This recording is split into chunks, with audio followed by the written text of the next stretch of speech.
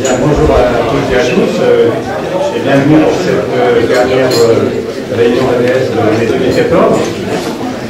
Avant d'accueillir notre invité de ce matin, quelques points de repère pour les réunions suivantes. La semaine prochaine aura lieu ici la prochaine réunion du cycle européen sur les accords du dialogue social européen animé par Jacques Moreau d'Europe et Société. Vous avez le programme dans votre dossier. La réunion suivante de ce cycle aura lieu le 27 janvier. Et puis un peu à la même période, le 25 janvier, avec l'affaire, nous avons une manifestation autour des think tanks européens en matière sociale. Vous voyez qu'on a une focale très européenne en ce moment. Et profitez-en, ce sont des sujets importants. Nous aurons le 12 février en formation non ouverte, excusez-moi, mon journaliste, ça vous m'excuser, mais nos intervenants ont toujours le choix d'accepter ouvert à la presse et ou filmé, et certains d'entre eux préfèrent que ça reste en circuit fermé. C'était le cas avec Michel Gaillet en septembre, ce sera le cas avec Marianne Délec, donc c'est la patronne de la DGFP qui pourra nous donner un peu de visibilité sur la dialogue sociale dans la fonction publique après le résultat des élections qui a été communiqué avant-hier. Et nous aurons le 5 mars un colloque d'une après-midi au Collège des Bernardins, avec le Collège des Bernardins qui on a déjà travaillé, l'IFA, et un cabinet d'avocats comme Saint-Pierre, autour des administrateurs salariés, en profitant, si j'ose dire, de la nouvelle loi de 2013 qui fait l'obligation à certaines entreprises d'en avoir, mais il y a d'autres formes d'administrateurs salariés. Donc ce sera un point sur en quoi les administrateurs salariés influent ou non sur la gouvernance, la marche générale et la vie sociale dans les entreprises. Et puis nous aurons d'autres manifestations, vous en serez au courant au fur et à mesure. On n'a pas encore calé tout à fait la date des troisièmes assises de la fonction publique, mais nous aurons fin mai, début juin, donc ce seront des troisièmes. Voilà, pour l'anticipation des programmes et des dates. Donc ce matin, nous avons le plaisir d'accueillir Françoise Gaine. Françoise est la présidente de la section du travail du CESE. Nous entamons par là une nouvelle série après celle des dirigeants des organisations, qu'on va prolonger, puisqu'il y a des congrès qui s'annoncent prochainement. Mais pour vous faire connaître un petit peu des institutions que, je pense, une partie d'entre vous ne connaît pas très bien. Alors, je sais qu'il y a d'éminents conseillers du CESE ici ce matin, donc ceux-là, pour partie, apprendront moins que les autres. Mais pour la grande majorité d'entre vous, je pense que ce sera l'occasion de mieux connaître cette institution, de connaître aussi celle qui préside cette section, c'est Françoise, qui, comme d'habitude avec nos invités, se présentera elle-même, plutôt que c'est plus vivant que de faire moi-même une biographie. Et puis donc elle nous dira les sujets que traite cette section, et elle nous parlera des sujets en cours, et comme d'habitude, vous aurez l'occasion d'intervenir pour poser toutes les questions que vous voulez à Françoise, qui répondra très certainement. Voilà, Françoise, je te passe la parole en te remerciant de t'être venue à ce matin.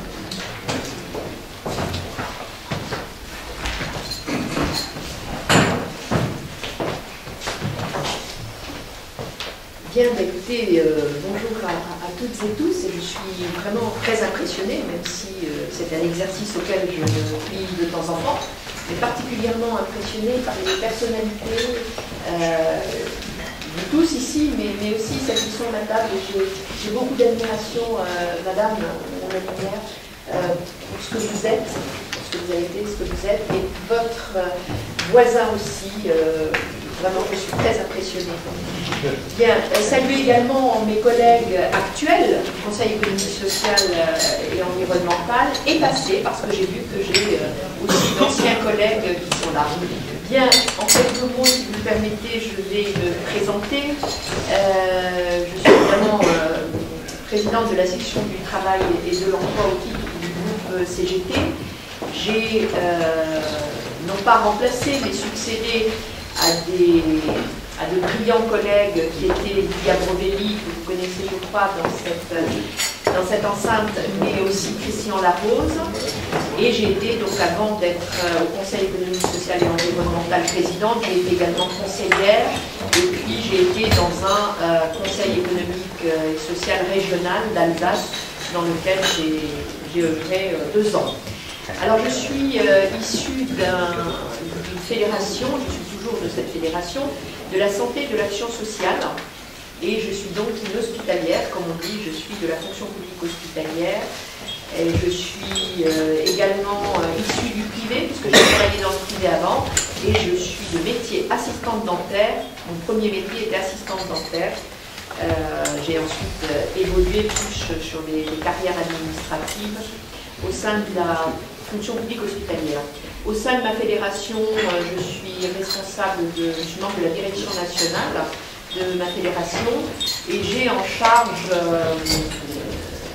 charge un certain nombre de dossiers, notamment j'ai été négociatrice sur les dossiers de la fonction publique. J'ai eu à négocier quelques accords que nous avons signés d'ailleurs sur la précarité dans la fonction publique et d'autres accords. Et actuellement, j'ai des responsabilités, les seules que j'arrive à garder pour être totalement compatible avec mon agenda du CESE, sur les questions internationales et européennes. Et j'ai été élue cette année vice-présidente de la Fédération syndicale européenne des services publics. Et je siège donc aussi à ce titre-là au comité exécutif de la CES. Voilà mon parcours syndical tel qu'il est aujourd'hui, et j'ai évidemment milité aux hôpitaux, je savais que j'étais petite, aux hôpitaux universitaires de Strasbourg. Donc voilà, une carrière de militante très dense, très riche. Et je prends toujours beaucoup de plaisir à parler de mon organisation parce que je suis ce que je suis, parce que mon organisation est ce qu'elle est, c'est-à-dire riche de femmes et d'hommes, riche des idées qui s'échangent dans cette organisation, et donc je suis toujours très fière de mes origines et de mon organisation. Bien, je vais vous plutôt passer maintenant au Conseil économique, social et environnemental. Je vous disais, j'ai siégé, j'étais membre du Conseil économique et social. Nous avons donc évolué depuis le dernier mandat avec ce E qui a été rajouté sur l'environnemental, qui donne une dimension plus large au Conseil économique et qui évidemment est plus en phase avec la société telle qu'elle évolue et avec ce qu'on souhaite porter autour des questions environnementales. Alors, être présidente dans une institution aussi intéressante mérite peut-être que je vous dise en quoi le Conseil économique et social est, ou n'est pas d'ailleurs, intéressant, en quoi il prend une place ou ne la prend pas dans le débat aujourd'hui. Je salue mon vice-président qui est à ma gauche, le vice-président de la section du travail et de l'emploi, Patrick Lenanciel, qui est là. Alors, le Conseil économique et social et environnemental est d'abord un lieu extraordinaire d'échange. D'échange, de confrontation d'idées.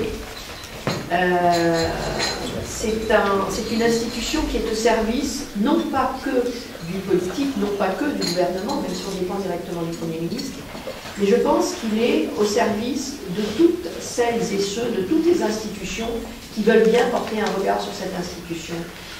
Parce que ce qu'on produit est éminemment intéressant et sûrement éminemment utile, quel que soit le bord où on vient. C'est le lieu où on malaxe un certain nombre d'idées, où on les passe à la torture pour voir si elles résistent. Si elles ne résistent pas, elles ne donneront pas lieu à être inscrites dans un avis. Même si, vous allez voir, je suis un petit peu schizophrène, je vais vous dire le contraire tout à l'heure.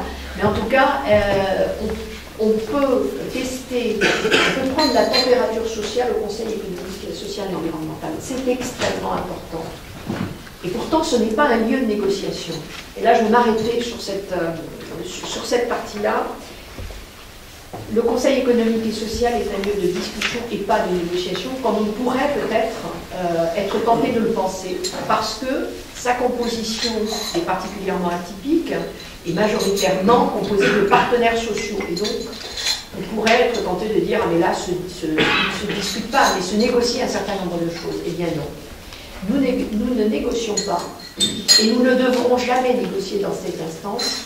Les négociations se font, excusez-moi, se font là où elles doivent se faire entre partenaires sociaux.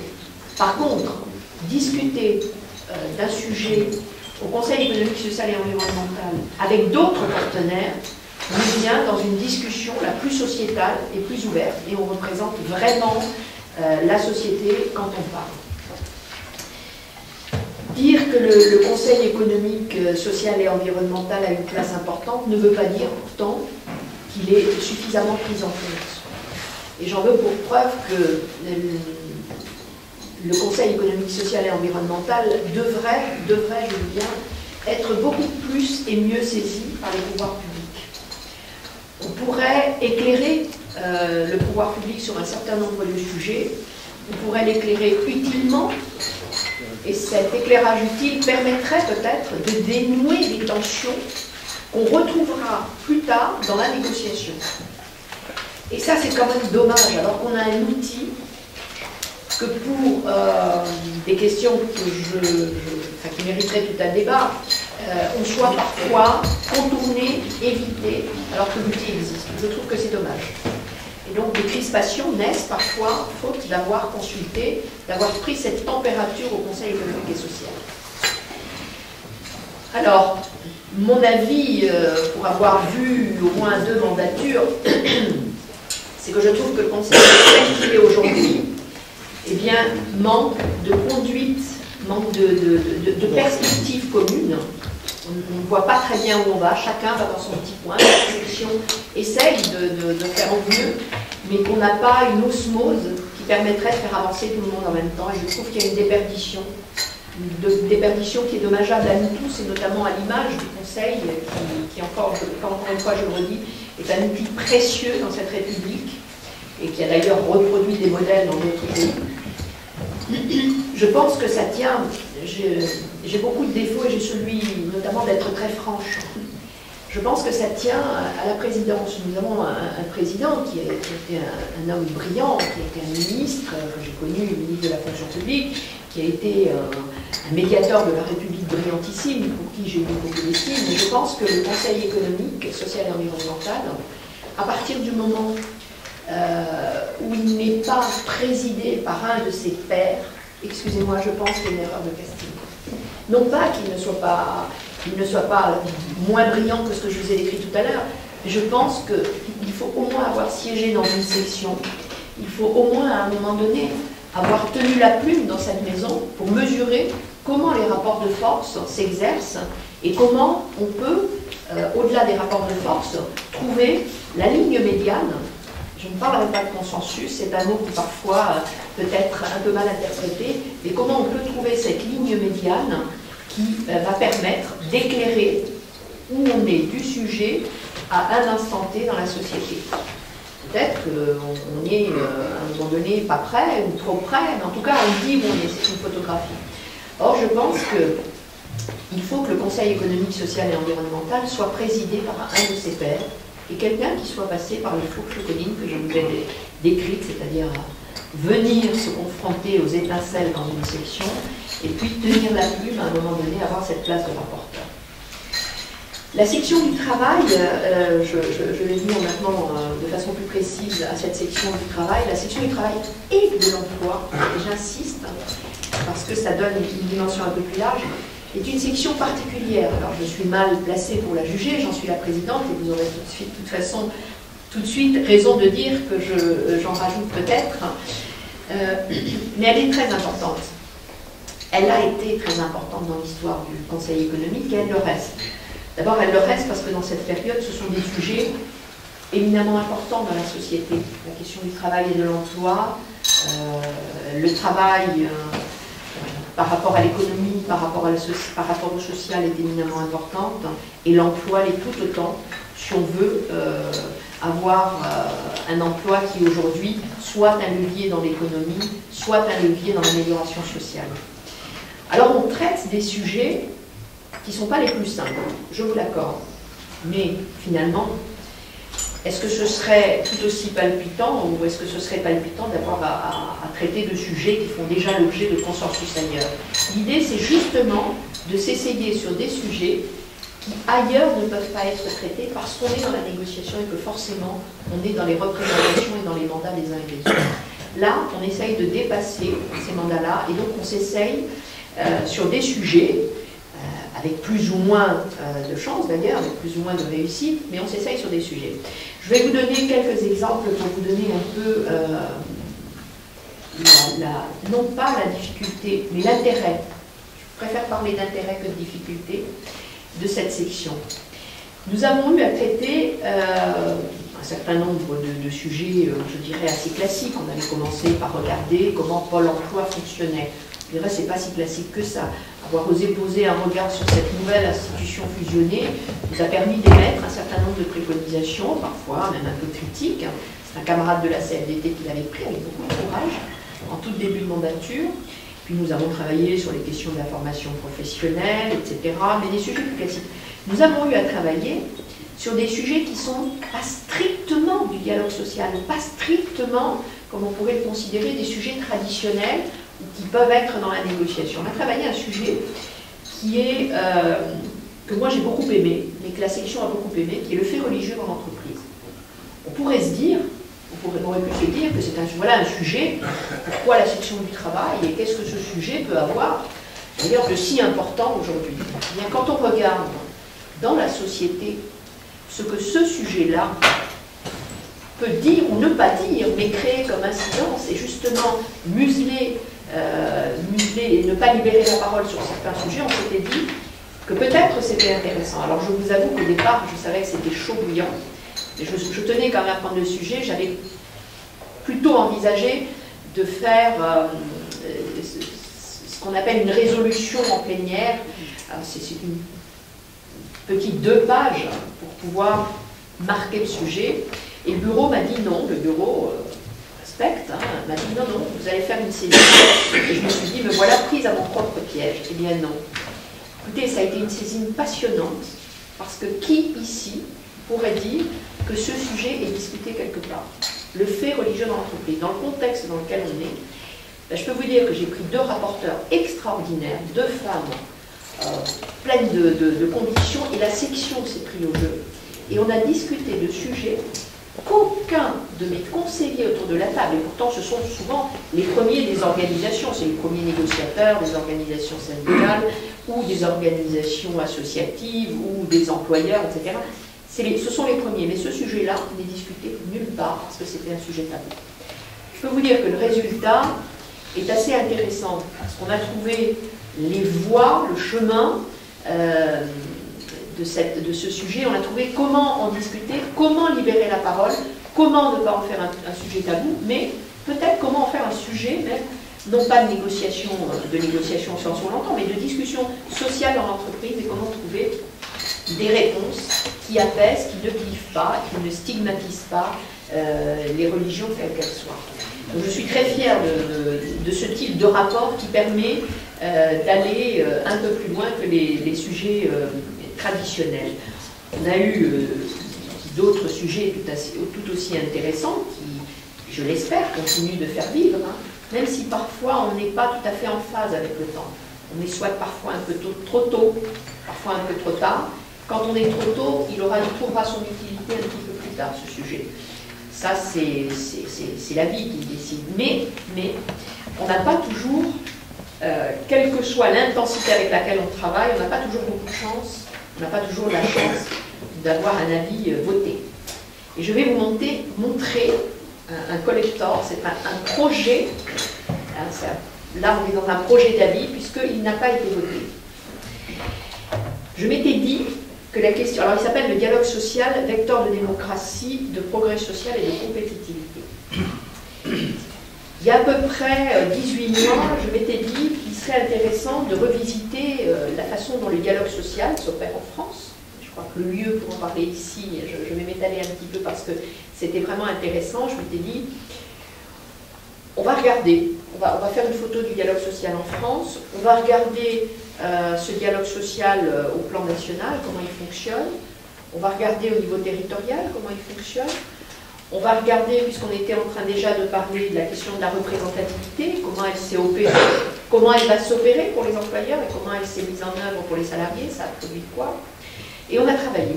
On a désigné un rapporteur, Jean-Luc Glacier, qui est un représentant de l'IMEDEF, qui est un de mes vice-présidents.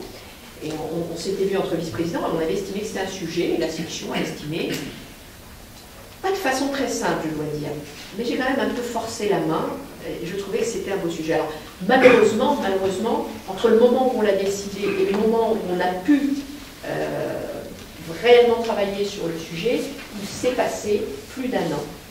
Et là, patatras, on est arrivé à un moment donné où le dialogue social était déjà dans la discussion sociale et dans la pré-PER, négociation sociale. Et là, il s'est passé quelque chose d'assez inattendu. Nous avons travaillé, hein, je crois que le travail est remarquable. Hein. Cet avis, ce projet d'avis, excusez-moi, qui n'a pas été voté, a fait l'objet, je vais peser mes mots, mais en tout cas a fait l'objet de négociations en coulisses assez étranges. Assez étranges.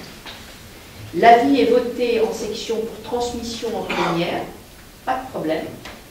Hormis, je dois dire, des organisations syndicales qui avaient affiché, hein, pour des raisons sur la question de la représentativité, nos collègues défauts n'ont jamais caché que cet avis ne le voterait pas. C'était assez loyal. Mais j'ai quand même été étonnée au moment de la plénière, alors que tout semblait rouler, et patatras, l'avis n'est pas voté. Je dois dire que c'était assez étonnant. J'étais assez surprise, mon rapporteur a été surpris, la section a été surprise, nous avons débriefé pendant une séance. Mais finalement, je viens aujourd'hui devant vous dire que je ne suis pas déçue du travail qu'on a fait. Parce que cet avis, ce projet d'avis, vous voyez, c'est un lapsus, ce projet d'avis, eh bien je crois qu'il vit plus que s'il avait été voté. Pourquoi ? Parce que d'abord, il a circulé, ce projet d'avis a circulé, puisqu'il a été diffusé à la presse, etc. Parce que je crois que les partenaires sociaux, et on voit bien dans les négociations qui s'opèrent, eh bien, le bilan qui a été fait, il sert. C'est un socle, c'est un levier, c'est un outil. Et je crois qu'on a peut-être aidé aussi la négociation, telle qu'elle va se dérouler, parce que la négociation telle qu'elle s'avance, et je parle là, par exemple, de la CGT, je ne suis pas là pour parler de la CGT, même si c'est mon organisation syndicale, elle va même au-delà en termes de propositions. Donc ça veut dire qu'on a, nous, balayé, prémâché une partie de ce qui était atteignable. On a dit voilà le seuil minimum, et je crois qu'aujourd'hui, dans la négociation, on va peut-être même aller au-delà. Alors finalement, je me dis, avec mon rapporteur, on se dit souvent, finalement, on fait ce projet d'avis, il a beaucoup plus de succès que d'autres activités que l'on a classées, qui sont peut-être parfois un peu poussiéreux. Et je suis très contente que le travail, non pas le projet d'avis, mais le travail est servi et continue de servir pour son bilan. Et je salue mon administrateur qui est arrivé, qui était une des plumes avec le rapporteur de cet avis, Jean-Philippe Mazot. Le pauvre arrivé à la section du travail et arrivé pour un premier avis qui n'était pas voté, mais je suis contente qu'il entende ça aujourd'hui parce que je pense que cet avis comptera, ce projet d'avis Mornay comptera. On a finalement fait les frais de tension de négociation parce que les partenaires sociaux présents dans l'institution ont dans leur tête, et je veux bien croire que c'est de façon inconsciente, pensaient qu'on était dans la négociation. Dialogue social, c'est forcément négociation. Et ils ont cru, et ils ont traduit leur avis comme s'ils étaient en posture de négociation. C'est ce qui a fait que ce projet d'avis n'a pas été voté. Mais je sais par ailleurs que le Comité économique et social européen travaillait sur le même sujet. Nous nous sommes déplacés, nous avons discuté avec nos homologues, et eux aussi ont eu des résistances. Ils ont même eu un courrier des organisations syndicales et patronales pour leur dire « Vous ne pouvez pas traiter de ce sujet qui nous appartient ». C'est quand même assez intéressant à observer, alors que cette question du dialogue social fait tout à fait partie des compétences de la section, fait tout à fait partie des compétences du comité économique et social, mais non, il y a une appropriation. Encore une fois, je veux bien croire qu'elles sont inconscientes, comme si ce sujet-là ne pouvait pas faire l'objet de débats au Conseil économique et social. Tant et si bien qu'il y a une espèce de tradition, je ne sais pas comment l'appeler, mais il y a une tradition qui dit que quand un sujet est dans la négociation sociale, nous ne pouvons pas nous saisir. Ce n'est inscrit nulle part. Mais en tout cas, je me suis fait retoquer plusieurs fois sur des sujets en disant « Ah non, non, mais ça c'est dans la négociation, nous ne pouvons pas en discuter. Ah non, non, ça va être dans la négociation. » négociation, donc on ne peut pas en discuter. Tant et si bien qu'à un moment donné, je suis allée voir mon président et je lui ai dit, écoutez, monsieur le président, moi j'ai un problème. Je ne sais plus quel sujet prendre. Ou tout est dans la négociation avant, ou tout est dans la négociation à ce moment-là, ou tout va être dans la négociation future, ou passée, et donc quel sujet prendre. Et je pense que s'il y a une des évolutions à avoir dans la section du travail et de l'emploi, vraiment je l'appelle de tous mes voeux, il ne s'agit pas de se substituer aux partenaires sociaux. Ils ont une légitimité qui est la leur, et la place doit être la leur. Mais on devrait quand même pouvoir avoir, comme le disait le précédent président Jacques Dermagne, pour qui j'ai eu beaucoup d'estime, on pourrait avoir cette faculté à dire, à être le premier mot. On disait c'est l'assemblée du premier mot.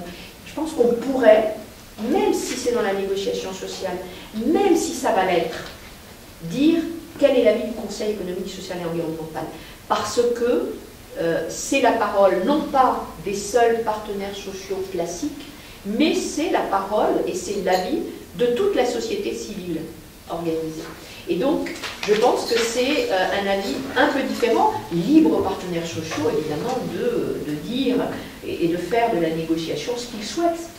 Mais s'il y avait une évolution, ce serait en tout cas mon vœu, c'est qu'on puisse regarder comment, même sur des sujets qui sont dans la négociation, comment le Conseil économique peut dire un mot. Parce qu'après tout, aujourd'hui, je vous parlais du E qui a été rajouté, de l'environnemental, et bien quand un sujet est dans la discussion des partenaires sociaux sur les questions environnementales, le sujet peut être saisi au Conseil. D'ailleurs, on est saisi sur des lois, des projets de loi qui vont concerner l'environnemental. Alors, on pourrait dire des choses sur les questions environnementales alors qu'elles sont dans la discussion, et on ne pourrait pas sur les questions du dialogue social qui tournent autour du dialoge social et des relations sociales. Je reste sceptique. Donc voilà, moi présidente, alors je vous fais qu'une fois, moi présidente, si j'avais un vœu, ce serait celui-là. Ce serait de pouvoir convaincre les partenaires sociaux qu'ils ont tout à gagner à pré-mâcher un certain nombre de sujets dans cette honorable et cette admirable institution. Voilà pour ce qui est du Conseil économique, social et environnemental et de la section du travail. En tout cas, moi j'ai beaucoup de plaisir à présider cette section. C'est pas simple, mais nous sommes vraiment très nombreux au taquet, c'est-à-dire les limites autorisées, les 30 membres, plus 8 personnalités associées, mais tout aussi riches les unes que les autres et tout aussi complémentaires. Et donc présider, finalement, c'est pas simple, mais il y a un vrai plaisir à confronter toutes ces idées et à essayer d'en tirer une substance qui serve et qui soit utile. Encore une fois, je le redis, je souhaite qu'elle soit utile au-delà des pouvoirs publics, mais qu'elle soit utile à toutes celles et tous ceux qui, à un moment donné, dans leur organisation, dans leurs institutions, doivent parler du sujet et dire, voilà, quelle a été la température du Conseil économique sur le sujet. Alors, pour l'avenir, je crois qu'il nous reste à peu près un an, puisque le Conseil économique doit arriver à l'automne prochain au renouvellement de ses membres. On a quelques sujets, on vient de terminer une saisine sur la question de la mixité des métiers, un beau sujet avec des perspectives, si elles aboutissent, peut-être de résorber aujourd'hui une partie de l'emploi où on ne trouve pas de candidats. Pourquoi les hommes et les femmes n'iraient pas sur des métiers qui aujourd'hui sont de façon très... à travers des clichés, on pense qu'il y a certains métiers qui sont réservés qu'aux femmes et certains qu'aux hommes. Peut-être qu'on peut faire évoluer ça, et il y a sûrement une façon de répondre plus et mieux. Alors ça nécessite de lever un certain nombre de leviers. Pour faire des hommes sur les métiers de femmes, il va falloir que ces métiers-là, qui ne sont pas bien ou moins bien rémunérés, soient mieux considérés. Et puis, pour faire aller les femmes sur des métiers d'hommes, il va falloir regarder comment on travaille mieux les questions de conditions de travail, enfin, un certain nombre de paramètres.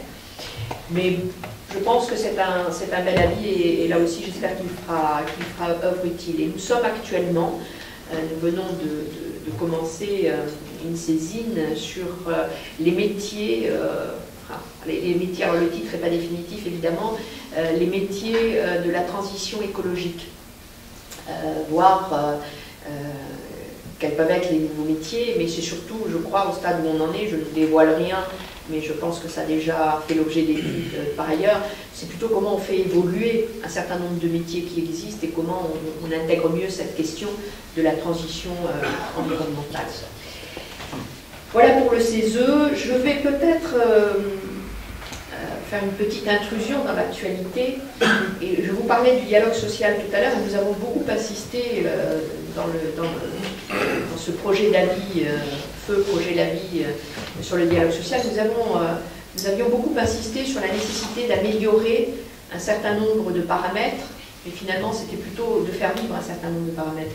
Je dois vous dire que la présidente de la section du travail et de l'emploi est un petit peu étonnée de la tournure que prend et de la façon dont est amené ce projet de loi Macron, qui fait beaucoup couler d'encre, qui est en plein dans l'actualité. Je me suis dit que je vous en dirai un mot, parce que c'est vraiment dans le sujet. Je trouve que c'est dommage, alors qu'on a des outils aujourd'hui qui devraient permettre aux partenaires sociaux d'être consultés sur des lois aussi importantes. Je ne viendrai pas sur le contenu de la loi, mais sur la méthode, si vous me permettez. Eh bien, je me pose la question, à quel moment ont été consultés les partenaires sociaux sur cette loi Macron? Le L1, le fameux L1, je ne sais pas s'il le sera et s'il l'est, en tout cas il n'a pas été. Ce que je veux dire, c'est que c'est dommage. C'est dommage que le dialogue social produise un certain nombre de normes, que ces normes, à un moment donné, soient contournées, oubliées, tantôt sur un sujet, tantôt sur un autre. Et ça produit ce que je considère, moi, et que je dis souvent, et je m'excuse par avance pour ceux qui l'auraient déjà entendu, eh bien, je dis souvent qu'en France, les relations le dialogue social n'est pas mauvais. On a un bon dialogue social, quand je compare avec les partenaires européens, on a des outils. En tout cas, on a des outils. Mais ce qui ne va pas dans notre dialogue social en France, c'est qu'on ne les utilise pas, ou on les utilise insuffisamment. Et donc, ce qui ne va pas, ce sont les relations sociales. Le dialogue social, il pourrait, si on se donnait les moyens de le faire vivre, tout à fait produire la norme et être ce fluidifiant qui facilite le dialogue social et les échanges entre les uns et les autres et produire un effet bénéfique. Je pense que les relations sociales en France sont pas bonnes. Elles sont pas bonnes entre les partenaires sociaux. Pas aussi qu'on dépasse un jour la façon dont les syndicalistes font l'objet de colibés, sont traités. Nous avions aussi proposé dans Feu la vie, que je ne reciterai pas, comment mieux reconnaître les parcours des syndicalistes.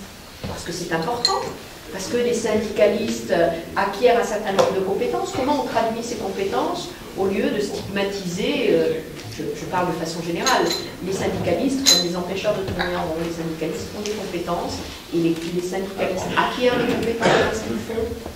Ils jouent un rôle éminemment important dans le dialogue social et dans les négociations.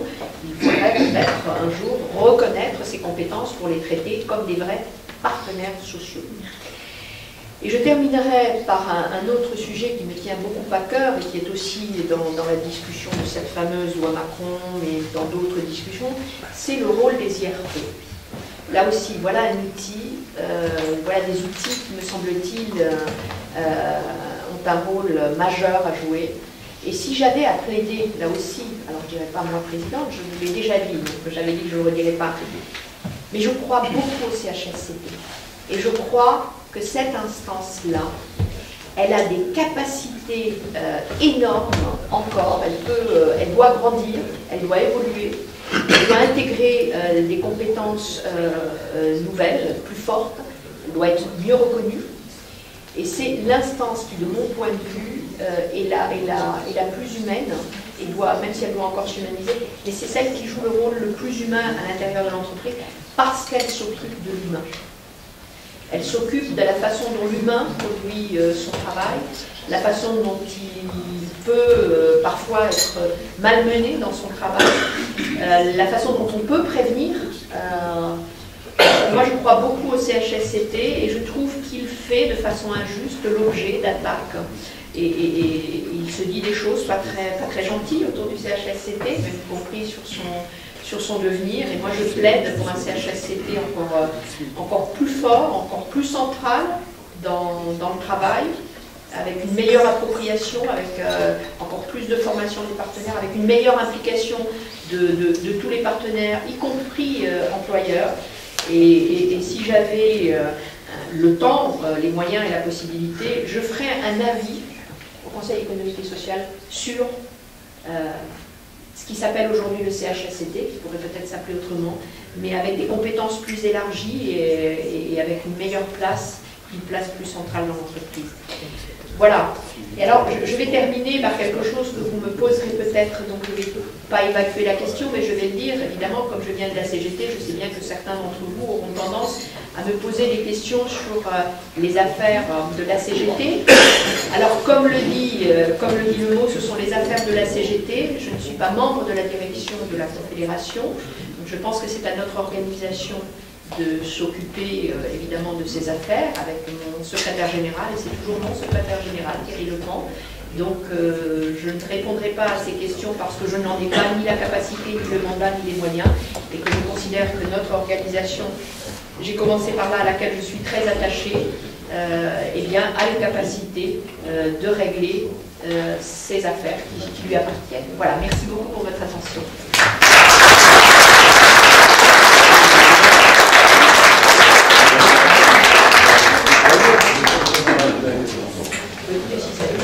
Merci Françoise pour ce plaidoyer et ces perspectives.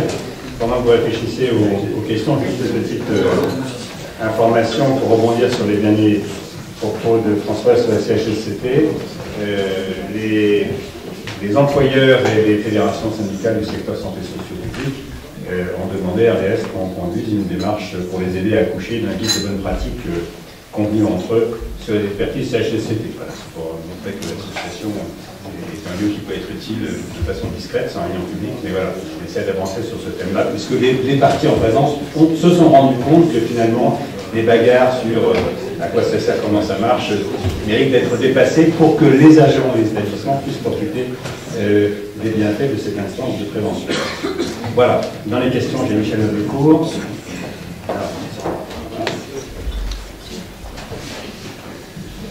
Oui, Michel Lecourt, Le Monde.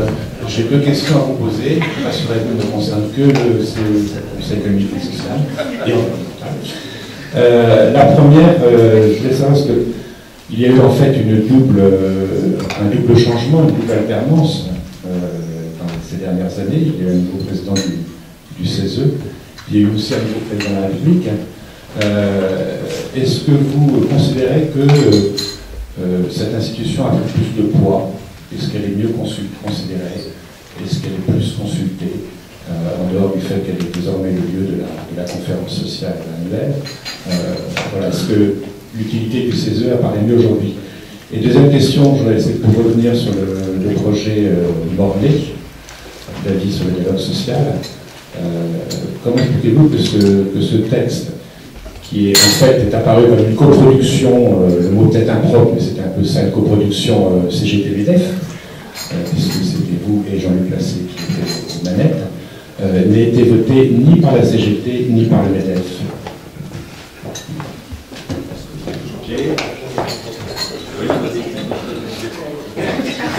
Je vais prendre l'ordre où c'est arrivé. Non, c'est à gauche. Alors, Gilles Derbien.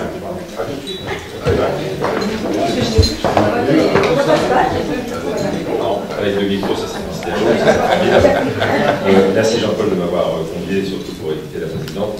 Moi j'étais vraiment très intéressé. Je trouve que vous avez fait une présentation du CESE avec à la fois humilité, mais un très grand volontarisme pour cette institution que nous respectons et qu'il faut défendre, je reviendrai dans un instant, et qui a un fort potentiel.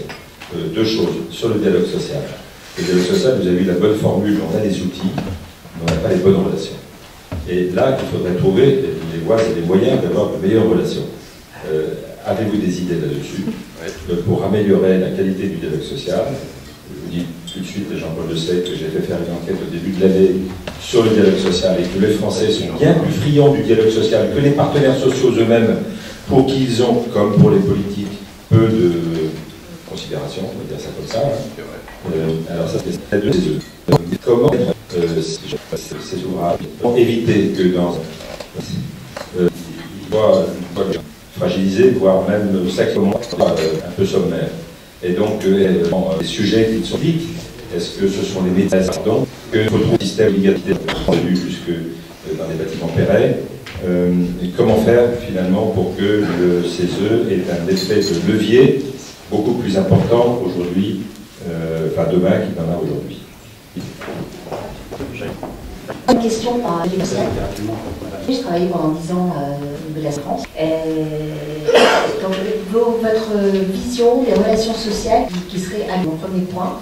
Et le second, par rapport au rôle que vous souhaitez, alors peut-être rejoindre mais c'est plutôt très bloquant, empêchant les directions des pouvoirs sociaux et des experts. La vision du sagesse intéressante.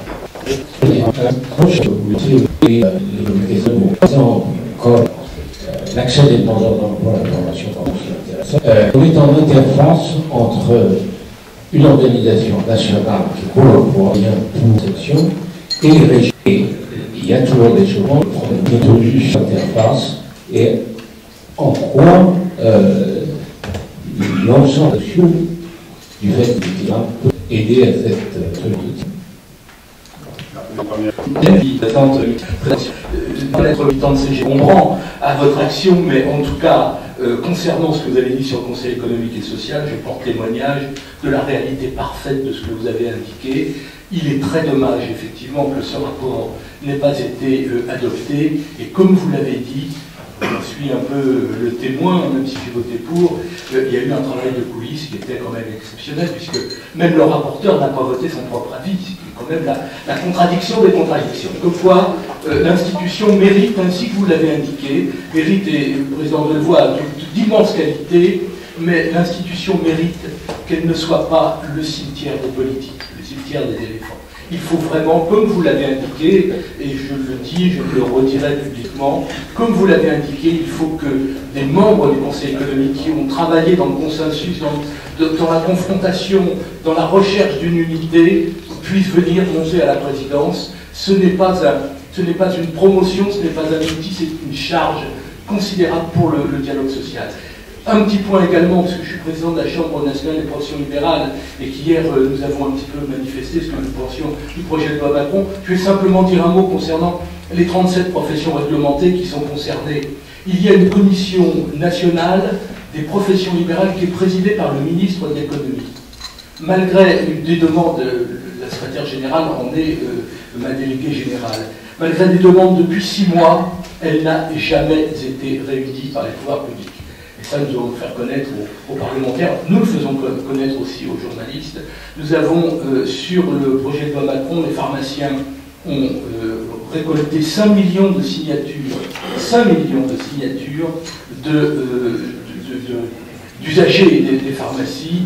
Pour ce qui concerne la réunion de cette commission, nous avons, nous, Chambre nationale des professions libérales, réuni plus de 100 000 signatures de professionnels libéraux, c'est-à-dire 1/6 de notre corps social, pour dire on est dans la concertation, on veut travailler, il y a des choses à changer parmi les professions réglementées, mais nous croyons que sur certains points, on le regrette, ce gouvernement a été autiste.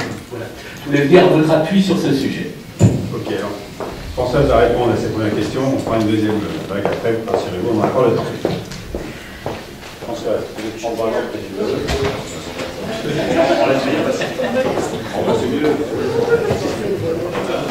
c'est riche comme oui. Non, mais c'est vrai. Je dis tout le temps que je suis petite. Non, parce que c'est riche, mais vous allez, je pense qu'elles se rejoignent toutes, en tout cas pour beaucoup. Monsieur le ministre, vous disiez quelles idées pour améliorer le dialogue social, dont finalement les Français sont eux-mêmes plus friands que les partenaires eux-mêmes. Je pense que les partenaires sociaux mais je crois que les Français, c'est que soit et ça c'est pareil, c'est pas le bisounours. c'est au chef. La façon sexuelle et la façon dont il est vécu par les parents sociaux, il y a sûrement qui est difficile toujours que ce qu'il faut, c'est les relations, que l'on a les relations sociales. Là, je vais comment mettre et on peut aussi, en termes d'efficience, comment on peut se juger de tradition s'en tient. Alors quand on tient, je disais tout à l'heure que parfois on évite et on contourne un certain nombre de normes, mais pourquoi dans une entreprise il faut attendre que le sujet soit chaud bouillant pour en discuter? C'est comme un chirurgien quand il intervient alors qu'il y a une infection, on dit toujours qu'ouvrir à chaud c'est très dangereux. Moi je pense qu'il faut déminer, c'est-à-dire qu'il faut innover. En termes de dialogue social, il faut être innovant. Est-ce qu'il faut simplement utiliser les outils existants? Est-ce qu'à un moment donné, quand quelque chose dans une entreprise ne va pas, est-ce qu'on ne peut pas s'asseoir et discuter, même si ce n'est pas le moment de la négociation, même si ce n'est pas la négociation annuelle, même si il faut être innovant. Et chaque entreprise doit trouver ses propres outils. Mais en tout cas, ce qu'il faut, c'est éviter de faire monter en pression les sujets pour qu'au moment où ils arrivent, forcément, on est tendu de tous les côtés de la table. Autant l'employeur parce voilà, ça commence à l'agacer, et autant les salariés qui sont agacés parce qu'ils n'ont pas été entendus. Et parfois, il suffirait de déminer les problèmes bien en amont pour qu'on dépasse les problèmes et pour qu'une fois qu'ils arrivent dans la négociation, eh bien, ils aient une autre tonalité. Donc je pense que les outils, il y en a avoir plein. On pourrait avoir, on avait un peu réfléchi, on pourrait avoir des conseils d'entreprise où on discute de tous les sujets que les uns et les autres veulent discuter. Ça ne veut pas dire qu'on comprend les IRP, ça veut dire qu'on a quelque chose où on peut finalement, à un moment donné, déminer un certain nombre de crispations et répondre à des sujets qui sont soulevés et qui ensuite s'emplistent. Sur le CESE, comment mieux être considéré? Eh bien, merci, chers collègues, d'avoir soutenu mon propos. Je pense que là est une des clés essentielles, c'est-à-dire que qui est l'ambassadeur du CESE et quels moyens on a pour être l'ambassadeur du CESE. Parce que faire un avis, c'est important, mais le faire vivre, c'est essentiel. Et aujourd'hui, on n'a pas réellement de moyens pour faire vivre nos avis. Je dis même financièrement. C'est voilà, il faut qu'individuellement, la présidente, le rapporteur, prenne son bâton de pèlerin et aille faire. Mais on n'a pas de ligne de conduite commune pour faire vivre nos avis. Et donc, c'est au petit bonheur la chance, et c'est comme chacun peut le faire. Encore une fois, c'est dommage, mais j'en viens là tout de suite. Monsieur Noblecourt, à la question que vous avez posée. Le lien entre le changement du périmètre du CESE et de ses missions et le changement politique. Moi, je dirais qu'il y a deux façons de mesurer la façon dont le politique a un lien ou non avec le Conseil économique et porte un intérêt. Alors d'abord, on parle beaucoup du Palais d'Iéna. Vous avez raison, Monsieur le Ministre, on parle très peu du Conseil économique et social. On en fait un lieu événementiel. Ici passent des colloques, des défilés de mode, des expos. Mais quand vous demandez 500 € pour faire un déplacement à Bruxelles pour que votre rapporteur puisse rencontrer le président de la commission machin, ça ne va pas le faire. Alors moi je regrette. Je pense que parler du Palais d'Iéna, c'est bien. Je pense que, y compris, ça fait rentrer parfois des deniers publics bien nécessaires dans le contexte budgétaire dans lequel on est. Mais ça ne peut pas être ça, la vision qu'on a du Conseil économique et social. Le Conseil économique et social doit être un lieu où il se passe autre chose que les expositions, etc. Et sur la question du lien avec le politique, c'est pareil.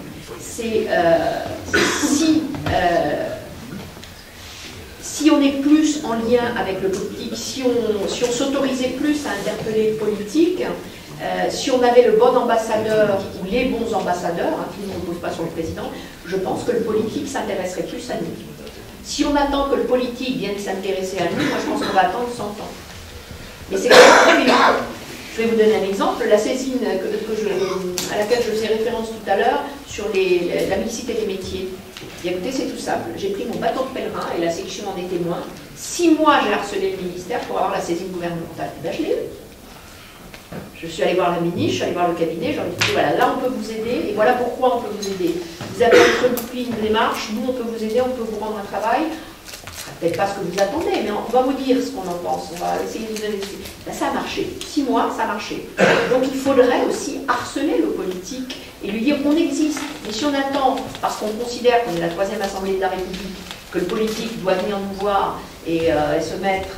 non, je pense qu'on n'a pas la bonne démarche. Je pense que c'est à nous d'être plus offensifs, être plus en lien avec le politique et quel que soit le parti politique, quelle que soit la tendance politique au gouvernement, si on est proactif pour bousculer le politique et pour être partie prenante et pour l'éclairer, eh bien, ça tient surtout au CESE et moins aux politiques.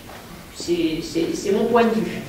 En tout cas, je pense qu'on pourrait au moins essayer de le faire. Donc, chaque fois qu'on l'a fait, on a été sollicité. Tout est de savoir, la deuxième question, M. Lecoq, tout est de savoir, une fois qu'on a été saisi, est-ce que le politique utilise ou non, prend en compte ou non les recommandations. C'est pareil, c'est comment on fait vivre après, comment le Conseil économique, le rapporteur, les présidents de section font vivre ces avis pour dire attendez, vous êtes là-dessus, mais voilà, nous on a dit ça, donc on vous le rappelle.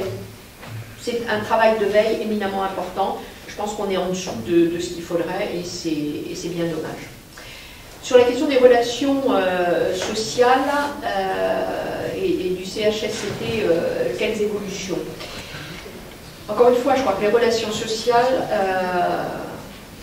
c'est vraiment dans l'entreprise. C'est vraiment dans l'entreprise qu'il faut faire évoluer, il faut décloisonner, il faut considérer les partenaires sociaux, il faut...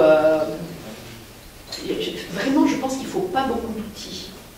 Et pourtant, c'est de mon point de vue, l'essentiel se joue là, se joue dans les relations sociales.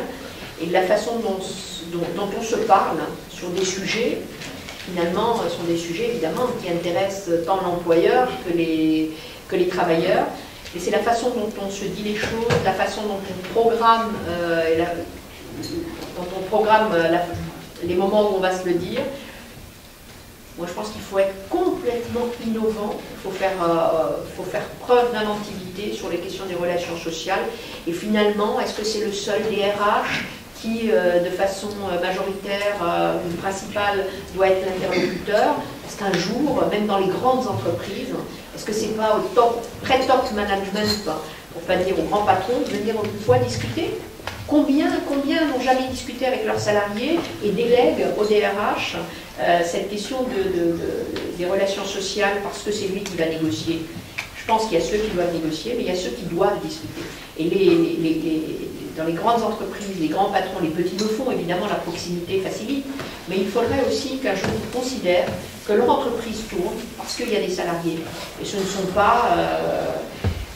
pas des extraterrestres, ils peuvent aller parler avec leurs salariés, ils seraient souvent étonnés de trouver là une vraie conviction des salariés, un vrai attachement à leur entreprise, et si on s'intéressait un peu à eux, ils sauraient aussi dire, et peut-être démystifier l'image qu'on a parfois des salariés dans l'entreprise au niveau du top management.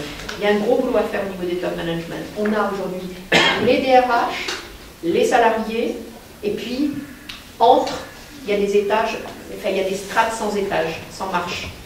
Et je pense que c'est dommage. Il faut qu'au plus haut de l'appareil de l'entreprise, on ait cette notion, cette sensibilité d'aller au débat avec les salariés. Sur le CHSCT, aujourd'hui le CHSCT est évidemment un outil très important sur les questions des conditions d'hygiène, de sécurité et des conditions de travail. Mais on peut aller plus loin. Quels sont les moyens dont dispose aujourd'hui le CHSCT réellement? Y compris pour mettre en œuvre un certain nombre de démarches, de procédures, etc. Je crois que la question, même la question économique, aujourd'hui, elle ne peut pas être absente du CHSCT. Quand on voit que la question, les risques psychosociaux, le burn-out, etc., quand c'est en lien avec la question des conditions de travail, est-ce que donner au CHSCT un certain nombre de clés et d'informations sur la situation économique d'une entreprise, est-ce que c'est pas participer aussi à travailler en amont ou à empêcher à ce que les risques psychosociaux dans les entreprises, à un moment donné, prennent une place importante. Je pense qu'il faut des outils, y compris économiques et d'information supplémentaires au CHSCT. Fusion avec le CE. Il n'y a pas de vérité de fusion avec le CE. En tout cas, le CHSCT, s'il y a une instance qui doit grandir, qui doit se consolider, qui doit s'élargir et prendre une place plus importante, je le redis, c'est le CHSCT. Je pense que pourquoi veut-on fusionner et supprimer? Je suis très étonnée. On a l'impression que les IRP sont les outils qui empêchent la création d'emplois, c'est les outils qui ralentissent la croissance. Au contraire, moi je crois que des IRP qui fonctionnent sont plutôt productives, de compétitivité, de bien-être au travail, et non pas des empêcheurs de tourner en rond et qui sclérosent l'embauche et l'emploi. Ça, c'est une idée qui n'est fondée sur rien. Moi, au contraire, je pense que c'est tout à fait l'opposé. Les institutions qui marchent sont plutôt des leviers à la compétitivité, parce que les salariés qui sont bien dans leur entreprise, les salariés qui sont éclairés sont aussi beaucoup plus responsables et travaillent dans de meilleures conditions. Et travailler dans de bonnes conditions, c'est être plus compétitif pour l'entreprise, et puis le bénéfice, évidemment, pour soi en termes d'emploi et en termes de qualité de vie et de qualité de vie au travail. Donc, j'ai vraiment pas d'avis sur la fusion. Je pense que les institutions, les IRP ont un rôle à jouer, quelles qu'elles soient. Évidemment, on va laisser les partenaires sociaux discuter sur la question des seuils, parce que nous n'en avions même pas discuté dans notre... Enfin, il avait été très prudent, hein. Nous avions dit que là, il fallait faire une expertise, mesurer, etc. Mais je suis très contente de savoir que les partenaires sociaux, en termes de propositions, vont plus loin. Vraiment, sincèrement, et c'est pas, je ne le dis pas sur le ton de l'ironie, je suis très contente qu'il y ait des propositions plus innovantes. Monsieur, la relation entre le CESE et les CESR, alors il y a des relations, on n'est simplement pas tout à fait dans les mêmes compétences, mais on a des relations, on a travaillé sur l'initiative gouvernementale, sur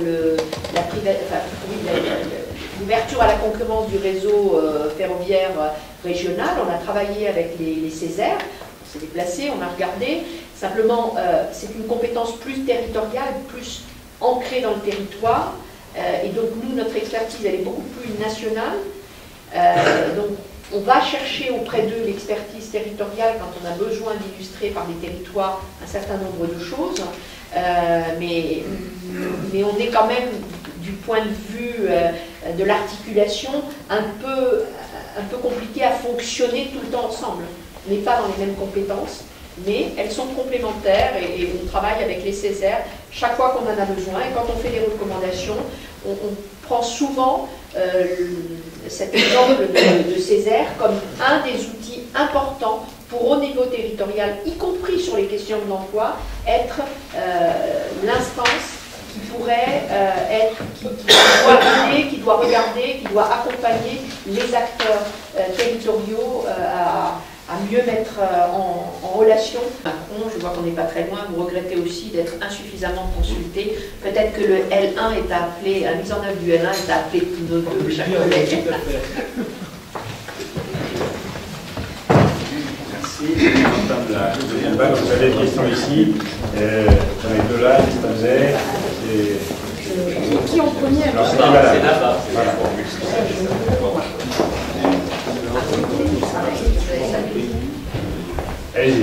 Moi, je suis Marie-France Guitron, je suis conseillère confédérale à la CGT et notamment au pôle Europe. Moi, j'étais très intéressée par ce qui a été dit, notamment sur le Conseil économique et social environnemental, et je trouve que les documents qui sortent de ce Conseil sont les très bienvenus, parce que ça nous aide, nous, en tant qu'organisation syndicale, à pouvoir réagir et avoir un certain nombre d'éléments à notre disposition. Et ces éléments à notre disposition sont d'autant plus importants qu'ils émanent d'une instance où il y a plusieurs partenaires. Ce qui veut dire que lorsqu'on s'appuie sur le résultat et le vote, ça veut dire que quand même, quand on est ensuite face dans les institutions ou dans la négociation collective en tant que partenaire, on peut s'appuyer là-dessus et je trouve que ça permet une meilleure ouverture de la discussion puisqu'en face de nous, les mêmes ont voté les avis. Voilà. La deuxième chose que je voulais dire, c'est par rapport aux relations sociales et notamment le dialogue social. Parce que le dialogue social, moi ce que j'entends là, c'est dialogue social, négociation collective. Pour moi, le dialogue social, ce n'est pas que la négociation collective.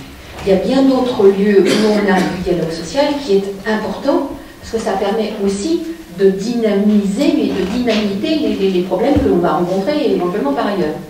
Et dans ma longue vie de syndicaliste d'entreprise et à la CGT, moi je ne connais qu'un exemple où je trouve que là on a eu du dialogue social qui a conduit à de la négociation collective. Ce sont les relations que nous avons eues au niveau de l'UGRS, de l'économie sociale. Oui, parfaitement. Je n'ai jamais connu ça ailleurs. Et je vais expliquer pourquoi. Parce que nous avons eu des lettres de mission, nous avons eu tout un travail préparatoire auparavant, où à un moment donné, on s'est mis d'accord les uns et les autres, à partir d'un diagnostic, ce sur quoi nous allions négocier. Et là, on a plus de chances d'aboutir, parce qu'effectivement, on prend le temps de regarder le diagnostic, ce qui va se passer, où est-ce que l'on veut aller ensemble, ce qui est possible, et ça permet d'agir et d'aller dans le bon sens. Voilà, je voulais témoigner de cela et en même temps poser un certain nombre de questions, notamment par rapport au dialogue social. Merci. J'avais M. Devienne, Michel Bonnédu, Gilles Stanley et Jean-Claude Debré. Oui. Moi, je voudrais prolonger la question de tout à l'heure de M. de Robien, tout en disant que je considère également l'existence du CESE comme extrêmement importante, entre parenthèses, ne serait-ce que parce que c'est le résultat d'une revendication syndicale historique, hein, c'était en programme de la CGT de 1919, et que son rôle est aujourd'hui très insuffisant. Et d'ailleurs, il est plus qu'un... Enfin, il est, ça a été dit, c'est une instance qui est dénigrée très souvent par de nombreux intervenants, disons. Alors, la réponse de Françoise, c'est de dire qu'effectivement, il manque au CESE une politique de communication et de valorisation des travaux qui sont effectués. Effectivement, c'est un sujet auquel on peut penser, puisque quand on regarde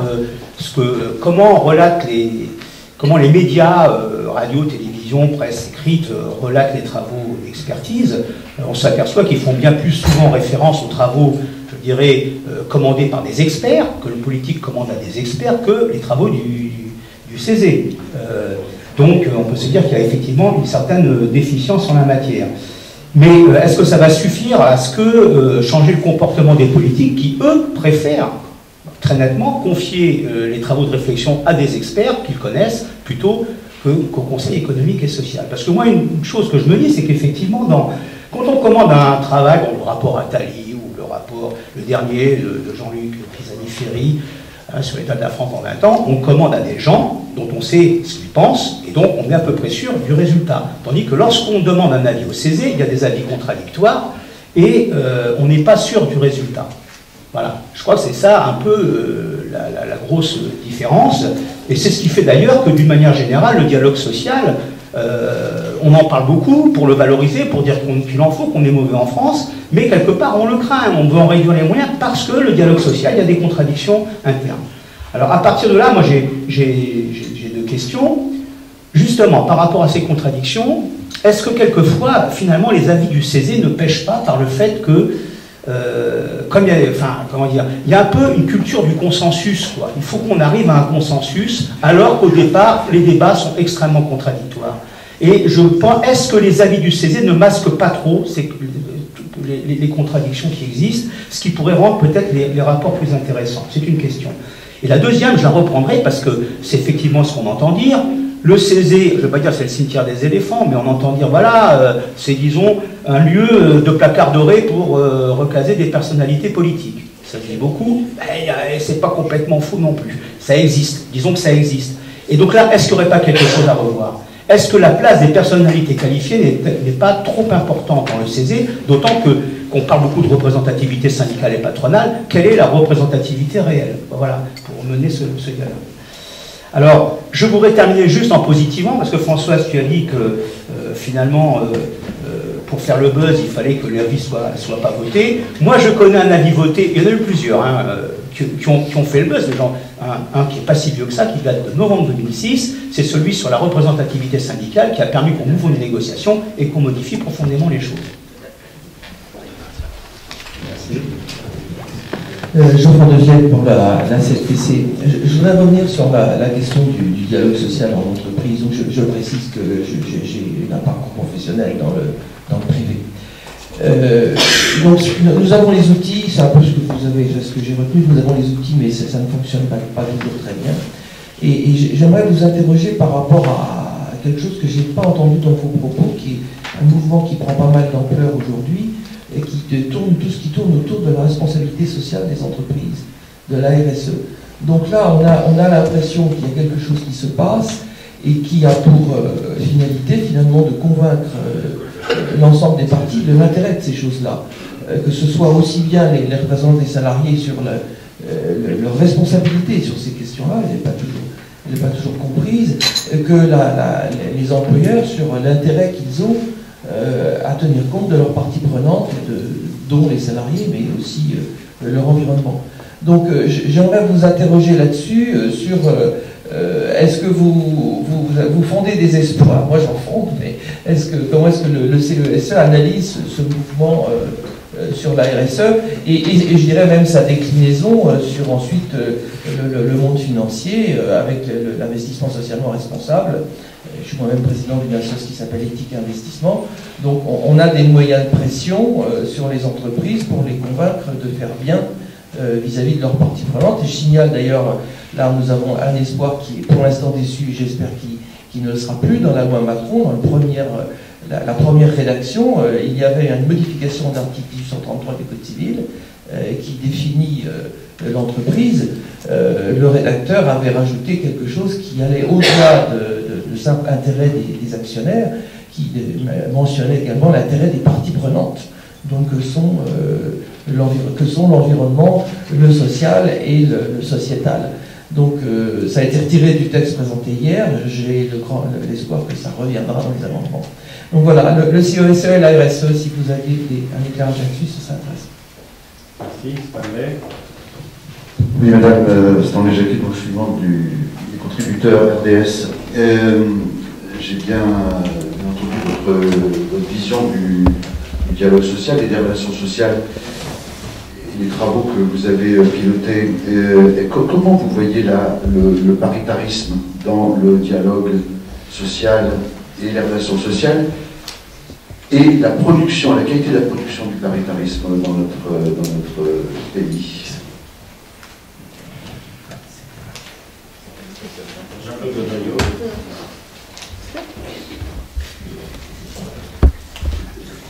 Et Jean-Claude Goveillot, ancien DRH Europe et France du groupe Solvay, membre d'Europe et Société. Ma question a trait à l'importance que vous accordez et auquel je souscris complètement aux relations sociales qu'il convient d'améliorer dans nos entreprises et notamment dans nos grands groupes, qui est facteur, j'en suis convaincu, de réussite de l'entreprise et des salariés, sans laquelle d'ailleurs il n'y a pas de réussite possible, s'il n'est pas conjugué. Et à ce titre-là, la question que je tiens à vous poser, puisque dans tous les sujets importants que vous abordez, il en est un que je vous suggère.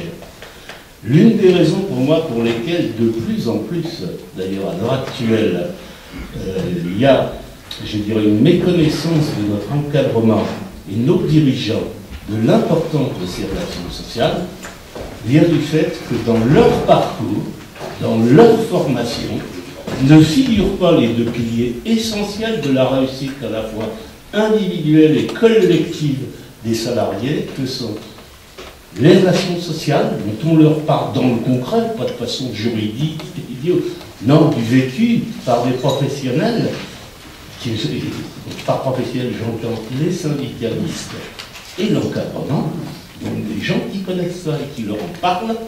Et deuxièmement, l'autre pilier, c'est le management. Le management qui n'est pas concurrent des représentants du personnel, mais complémentaire. Voilà, j'estime que c'est un sujet important, ce devrait être abordé. Deuxième question, je suis un peu long. un peu lent.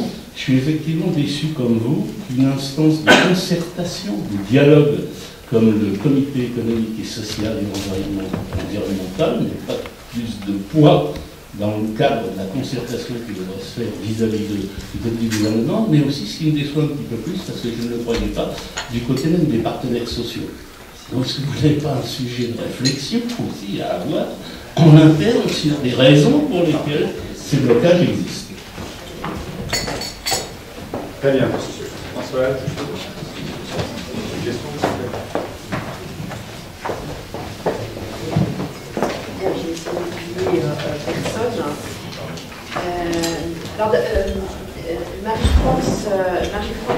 Marie-France Boutroux a pointé l'utilité des documents. Alors évidemment, je voudrais redire qu'un avis ou un rapport et un avis ou une étude du CESE, c'est aussi, avant de faire des recommandations, c'est aussi toute une partie de collectage d'informations et avec des outils particulièrement intéressants.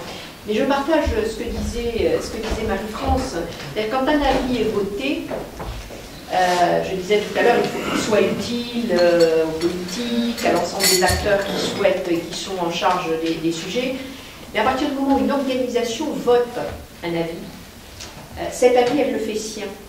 C'est-à-dire qu'elle va ensuite le porter. Si la CGT, si la CFDT signe un avis ou FO vote pour un avis, eh bien, dans leur discussion interne, dans l'évolution de leurs revendications et de leurs orientations, ça fait partie prenante, du coup, c'est intégré. Donc c'est important, voter un avis, c'est pas simplement se faire plaisir dans une organisation, et elle a parfaitement raison, c'est ensuite aux organisations de faire vivre ces avis aussi, en les prenant en compte. Et quand je disais qu'il n'y a pas que le politique qui est concerné, il y a le politique, il y a les partenaires sociaux, mais il y a tous les acteurs. Comment on le décline et on le met en œuvre. Je suis parfaitement d'accord. En tout cas, il y a des documents qui sont vraiment riches d'informations parce qu'on auditionne des tas de personnalités intéressantes, que c'est la somme de ces auditions qui amène ensuite les sections à réfléchir sur les orientations qu'ils vont donner à l'avis. Donc c'est vraiment, c'est pas que simplement l'avis des membres, mais c'est toute cette richesse d'audition et de travail préparatoire. Alors, Michel Vendu a raison, les tas d'avis, je ne les ai pas cités parce que je suis un peu chauvine, j'ai cité ceux de ma section évidemment, mais évidemment que celui qui a... Il y en a un certain nombre qui ont marqué. Hein. Et on se rend compte, en tout cas sur lui, sur la représentativité, a été remarquable. D'ailleurs, ce n'était pas une section, c'était une commission spéciale composée de membres, ce qu'on appelle une commission temporaire, qui sur un sujet, à un moment donné, parce qu'on considère qu'il dépasse le périmètre d'une seule section, parce que le sujet est important, mais on fait une commission temporaire. Et donc là, il y a eu, je sais que Michel avait participé avec Pierre-Jean Rosé, il y a eu, et je crois Christian Larose, il y a eu un travail remarquable de fait, et qui a permis d'être le levier de ce qu'a été ensuite la représentativité pour les salariés. Et il y en a eu d'autres. En tout cas, il est vérifié qu'à peu près chaque fois que le CESE s'est saisi d'un sujet un peu chaud, un sujet qui fait débat dans la société, quand le CESE a travaillé sur le sujet, a émis un avis, eh bien ça ne donne pas lieu à un conflit social. C'est intéressant quand même. Et on voit bien que quand le CESE est contourné et évité, on prend les retraites, on prend d'autres sujets qui ne sont pas passés par la consultation de cette société civile, eh bien ça donne lieu la plupart du temps à un conflit social. Donc voilà un outil, le CESE, qui peut permettre aussi d'aplanir efficacement et utilement pour la société un certain nombre de sujets. Alors, Michel disait peut-être que le consensus est un peu trop mou, je résume. C'est vrai et pas tout à fait, parce que maintenant, dans nos avis, on met les dissensus. C'est-à-dire que quand on n'est pas d'accord, on affiche dans un avis, et on dit, voilà, là-dessus, eh ben voilà, là, on n'est pas tous d'accord, et on le dit, on n'est pas d'accord. Donc ça ne donne pas lieu à une recommandation, mais on dit, on n'a pas pu émettre une recommandation sur tel sujet. Donc on progresse, y compris dans la façon dont on rend aujourd'hui nos avis, afficher des dissensus. Alors après, hein, moi je vous le dis, hein, si un avis ne doit comporter que des dissensus parce que c'est plus facile, moi je ne suis pas d'accord. Et dans ma section, on n'en met pas tant que ça. Et moi je dis, on continue à discuter jusqu'à ce qu'on ait trouvé la bonne ligne médiane. Et ce n'est pas du consensus. Hein. c'est qu'on essaye de faire dire à chacun jusqu'où il est capable d'aller, et peut-être d'aller chercher dans son organisation ce qui va lui permettre de faire le petit pas supplémentaire pour qu'on ait quelque chose qui ne soit pas du consensus mou, parce que le dissensus, c'est rien d'autre que du consensus mou. Par contre, que sur 2-3 sujets, on dise, voilà, là, c'est crispant, là, on n'a pas pu. Et moi, je l'ai fait discuter, hein, j'ai des collègues de ma section du travail qui sont là, je l'ai fait discuter jusqu'à ce qu'on ait vraiment tout épuisé, et jusqu'à ce qu'on arrive au moins à se dire, bon, là, on ne peut pas. Et la plupart du temps, on arrive à trouver quelque chose de médian, mais je suis d'accord, peut-être qu'on évolue encore, mais je crois que le consensus mou, maintenant, est de moins en moins présent dans nos habits. Alors, je ne dis pas tous, hein, tu as raison, Michel, hein, moi j'en connais, ils font des... Enfin, là aussi, je ne m'étalerai pas, parce que j'ai quelques erreurs, mais il y a des avis qui sortent que pour faire plaisir aux rapporteurs. Moi, je regrette. Un avis doit d'abord être utile à la société avant de faire plaisir aux rapporteurs. Quand un avis de conseil fait 20 pages, excusez-moi, mais si vous trouvez une plus-value à ce rapport de 20 pages, je veux bien avoir mon tablier de présidente. Hein. C'est juste pour faire plaisir aux rapporteurs, et sans contenu, sans perspective, sans évolution. Voilà. Non, finalement, tu as raison, Michel. On doit sûrement pouvoir faire évoluer un certain nombre de choses. Et sur la composition, alors le CESE a déjà évolué dans sa composition suite à la dernière mandature, où il y avait eu l'arrivée des environnementaux, l'arrivée de la représentation de la jeunesse, le fait qu'on ne puisse plus cumuler plus de 2 mandats. Il y a eu une réforme importante, mais les personnalités qualifiées, c'est toujours le delta qui reste à la discrétion en termes de nomination du pouvoir politique. Et c'est ce qui équilibre ou déséquilibre à un moment donné. En tout cas, ça donne une teinte politique, tu as raison, ça donne une teinte politique à une instance. Écoutez, moi j'ai des personnalités qualifiées dans ma section, vraiment de très très grande qualité. Vraiment de très très grande qualité. Je pense qu'il y a de tout, mais il y a de tout comme dans les groupes, hein, comme dans les groupes. Après qu'il en faille moins, peut-être. En tout cas, je partage 100% ce que tu as dit, Michel. Je pense qu'il faut que la représentativité, c'est pas un gadget. Hein. Les organisations syndicales, de façon majoritaire, ont voté cette représentativité. Eh bien, il faut qu'elle se traduise, comme dans les Césaires, il faut qu'elle se traduise dans la présence et le nombre de personnes nommées pour chaque groupe. Or, aujourd'hui, ce n'est pas le cas. C'est pas le cas. On a une cote mal taillée qu'on n'a pas du tout fait bouger, mais la représentativité doit s'exercer. La dernière réforme n'a pas voulu s'attaquer à ça, peut-être qu'il faut un peu de temps. Je considère aussi qu'il faut parfois se poser et mesurer la portée des évolutions. On a fait beaucoup bouger les choses au CESE. Peut-être que dans un prochain temps, la question de la représentativité qu'on appelle de tous nos voeux s'appliquera. Sur la question de la RSE, monsieur, le CESE a émis une saisine brillante d'ailleurs par un de mes collègues CGT, Alain Delmas, sur le sujet. Et alors moi, je vous dirais que sur la RSE, il ne faut pas que ce soit un gadget. Moi, ce qui m'intéresse dans la RSE, c'est ce qu'elle produit effectivement, pas ce qu'elle affiche, pas la vitrine, mais l'arrière-boutique. Or aujourd'hui, dans la RSE, on a plutôt l'impression que c'est une carte de visite, j'ai presque envie de dire une carte postale pour certaines entreprises, mais que réellement derrière, c'est pas tout à fait ça dans la mise en œuvre. Donc c'est bien, je pense c'est une bonne démarche, la question de la responsabilité sociale des entreprises.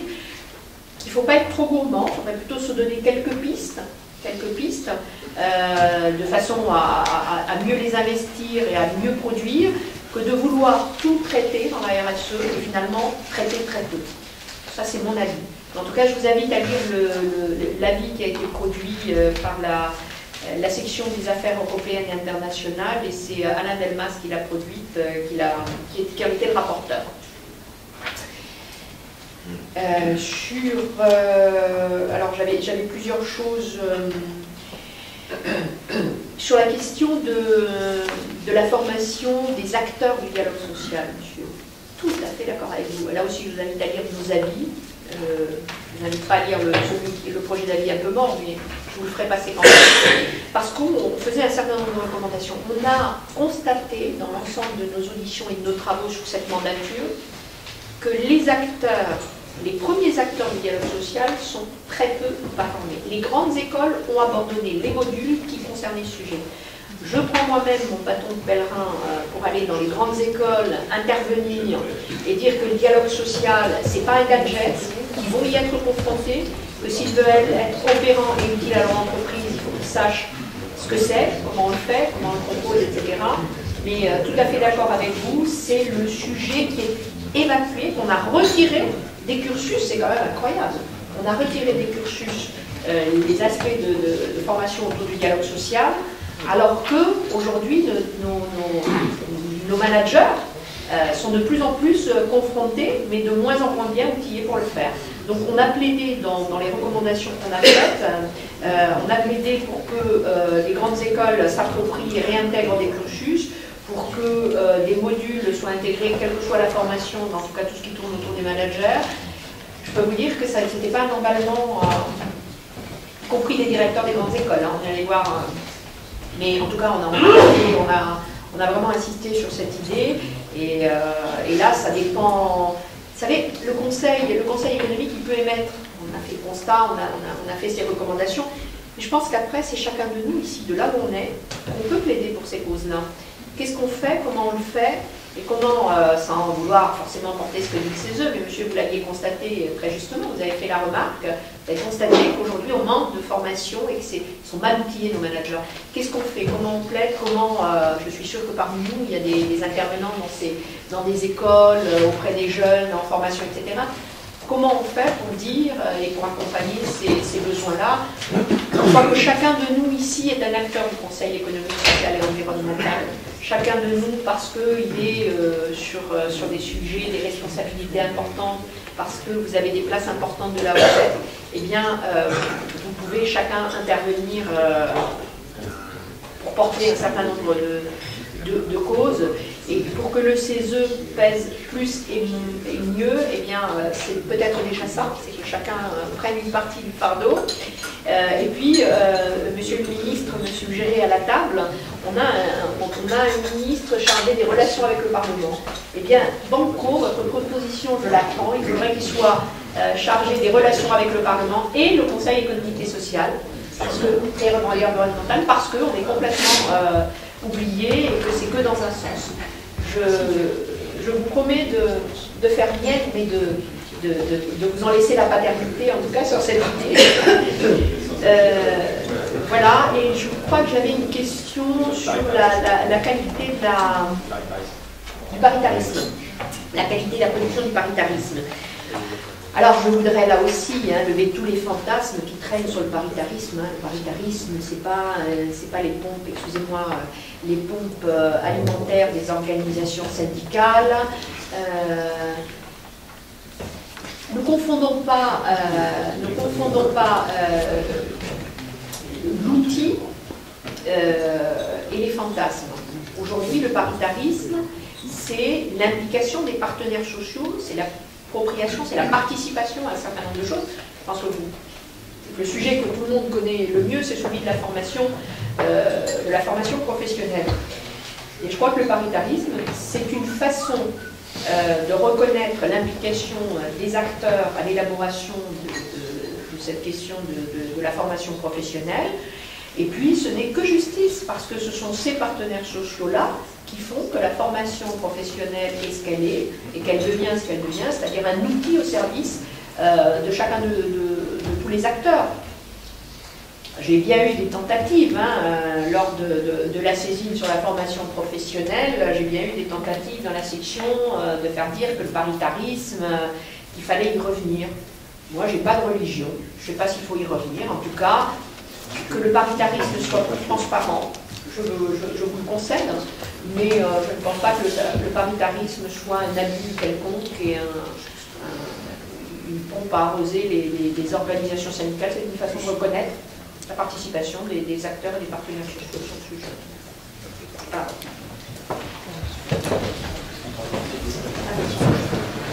En fait, président d'un complémentaire.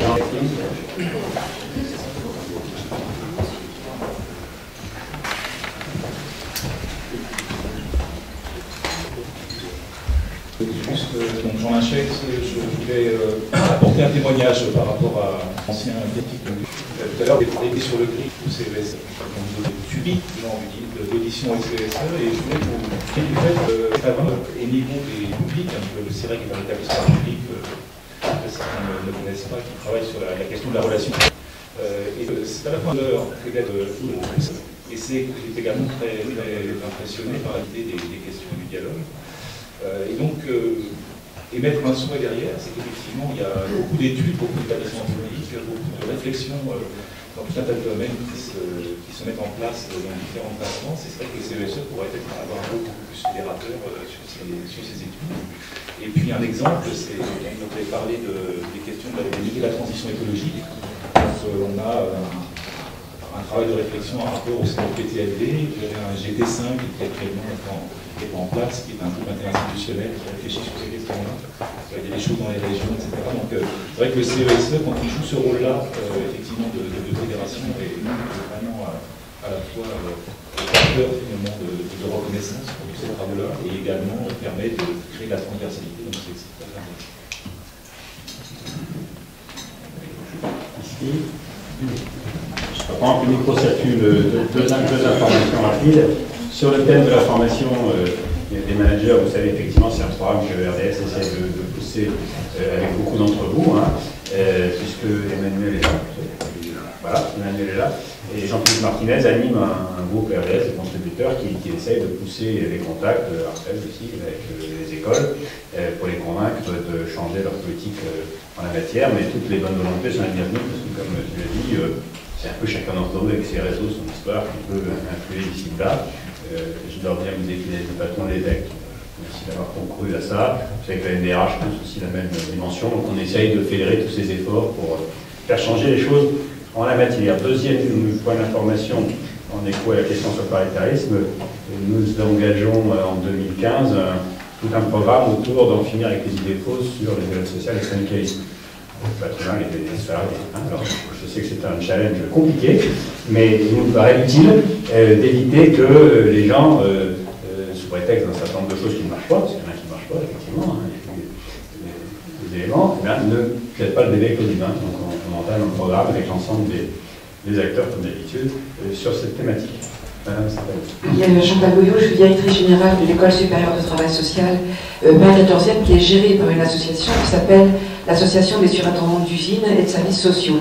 Je dis ce nom-là parce qu'on a une proximité de ce fait-là avec le monde du travail, puisque nous formons les conseillères du travail, en particulier, on est la seule école en France à le faire.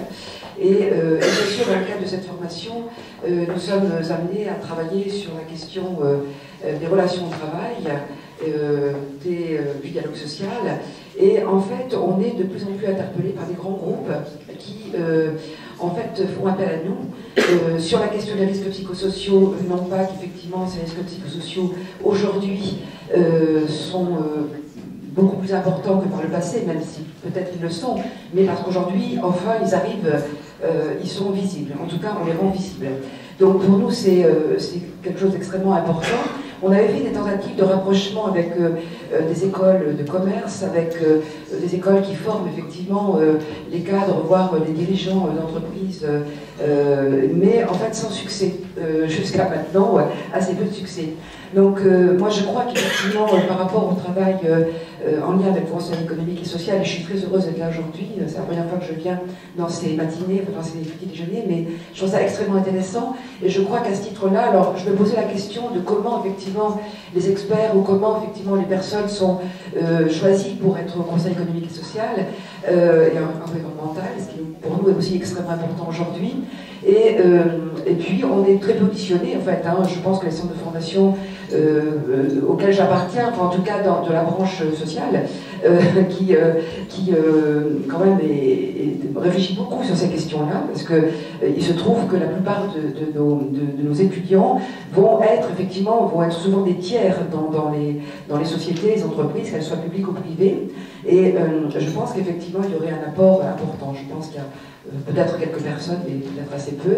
Voilà, en tout cas, c'était surtout un témoignage que je voulais apporter et dire qu'aujourd'hui, effectivement, il y a un certain nombre de réformes, quand même, au niveau du Code du travail et de la santé publique, qui mériteraient effectivement d'être prises en compte et d'être plus développées, en particulier au niveau du ministère du Travail. Je trouve que, voilà, il y a aussi là un rapprochement, des échanges à avoir, des dialogues à avoir. Et juste pour terminer, ce que je voulais vous dire, madame, c'est que vous parlez du top management, effectivement, et du lien avec les salariés. Je pense qu'effectivement, c'est important, mais il ne faut pas oublier toute la chaîne, effectivement, d'organisation du travail. Et je pense en particulier à tout ce que nous, on appelle chez nous les cadres intermédiaires, qui ont des rôles extrêmement importants, extrêmement ingrats aussi, pas faciles à gérer. Et on est effectivement extrêmement soucieux des accompagnements qu'on fait pour l'ensemble de ces cadres, puisque nos services, nos centres de formation forment au cadre intermédiaire du secteur privé, du secteur public. Donc je crois que c'est aussi ça, c'est qu'en fait tout le monde a sa place dans la chaîne, et je dirais qu'il faut être très vigilant, prenant en compte chacun des acteurs de l'entreprise. Voilà, c'est pas vraiment une question, mais j'avais envie de faire part de ce témoignage. Merci. Oui, bonjour, Dominique Corona, je suis secrétaire national de l'UNSA, en charge des jeunes, des IRP et de l'ESS. Je voudrais, chère Françoise, te dire combien je suis sur le Conseil économique et social et environnemental, totalement en accord avec ce que tu as dit. Je suis un jeune militant de l'Interpro, on va dire ça comme ça, puisque je milite beaucoup je suis encore militant dans mon entreprise. Et c'est vrai que depuis que je suis secrétaire national, j'ai appris à connaître le Conseil économique et social et environnemental. Il est très clair que tant qu'on est dans une entreprise, on n'a pas trop de relations avec le Conseil économique, social et environnemental, malheureusement, et que ça a quand même du mal à redescendre, mais c'est la responsabilité aussi des organisations syndicales de salariés et d'employeurs de faire redescendre ces rapports qui sont extrêmement précieux. Alors pourquoi je dis ça? Parce que sur le SS par exemple, j'ai eu l'occasion d'être conseiller dans la commission paritaire technique, justement par rapport à l'ESS. Et c'est un rapport dont je me sers souvent dans mes réflexions, parce que les rapports du Conseil économique et social et environnemental, c'est une photographie à l'instant T d'un certain nombre d'éléments statistiques dont nous avons besoin, qui nous permet, à nous syndicalistes, d'avoir un tas d'informations sur le sujet donné et de trouver à un seul endroit, toutes les informations nécessaires pour parfaire notre réflexion. Donc c'est un outil qui est essentiel et qui nous permet effectivement de réfléchir et de poser notre propre réflexion et d'aller plus loin dans nos débats en interne. Et je crois que c'est cet outil-là qu'il faut effectivement le faire fructifier, il faut le faire connaître et reconnaître. Et là-dessus, je suis tout à fait d'accord avec tout ce que tu nous as dit. Sur le dialogue social, il y a quand même, me semble-t-il, en France, une différence selon que nous soyons salariés d'une grande entreprise couverte par des conventions collectives et des IRP, selon que nous soyons salariés dans une TPE. Alors tu as dit tout à l'heure que dans une TPE, je vais essayer de traduire, que bon, c'était peut-être facile la relation sociale puisque l'employeur, on le voyait souvent. Mais à contrario, le dialogue social est peut-être beaucoup plus difficile et moins bon. Alors, il existe, dans certaines branches, des méthodes qui ont été mises en place, telles que les CPRIA avec l'UPA, qui me semblent effectivement aller dans le bon sens, c'est-à-dire des commissions régionales de l'artisanat qui permettent aux employeurs et aux organisations syndicales de pouvoir discuter un certain nombre de thématiques, telles que, par exemple, la formation professionnelle, etc. etc. Il y a, me semble-t-il, à ce sujet, une vraie réflexion à mener. Alors, je sais qu'il y a actuellement une négociation, mais je souhaiterais savoir un petit peu si le Conseil économique et social, vous avez un peu réfléchi à ce sujet, sur la différence de représentation entre les salariés des TPE et les salariés des plus de 50. François, juste avant de passer la parole, je me suis trompé tout à l'heure, vous avez remarqué, la réunion avec la perte est le 20 janvier, pas le 25 janvier, et ça aura lieu à la GR40. François.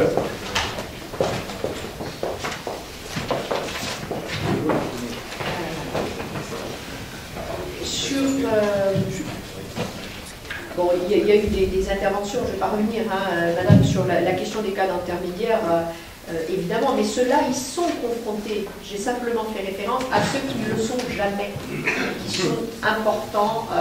Ensuite, on auditionne, ne croyez pas qu'on n'auditionne pas les instituts de formation, etc. On le fait, alors après, on ne fait pas forcément, parce que la palette est grande, et que nos collègues recommande telle ou telle audition et que c'est décidé collectivement, mais on le fait. Sur la façon dont on est désigné, eh bien, on est désigné par nos groupes, enfin par les organisations auxquelles on appartient. Donc on est dans un groupe. Ce sont nos organisations qui nous proposent, et c'est le Premier ministre qui nomme.